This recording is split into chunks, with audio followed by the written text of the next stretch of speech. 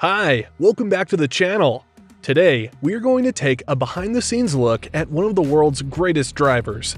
What most people have little idea of is the high pressure and stress that Formula One drivers face from their Formula One car.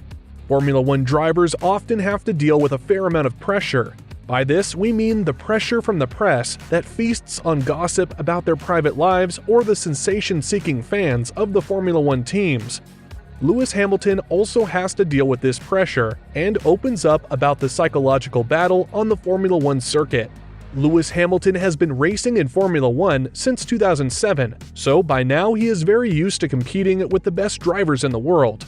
Whether the battle takes place on the other side of the garage, like with Nico Rosberg, or with rivals in other teams, it is always a challenge, both psychologically and in terms of speed.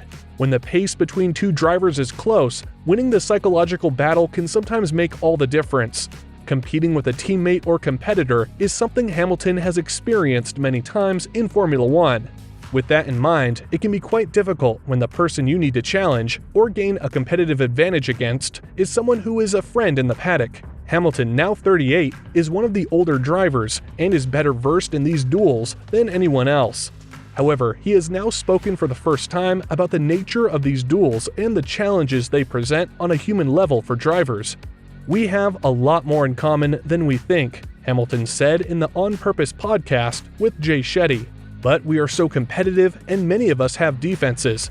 You want to beat your competitor, but you like him. You may like the person outside the car, but you may not show it. There is a whole psychological battle that you are fighting with yourself. There is a huge psychological and emotional roller coaster that you go through, which will be very difficult for people to understand."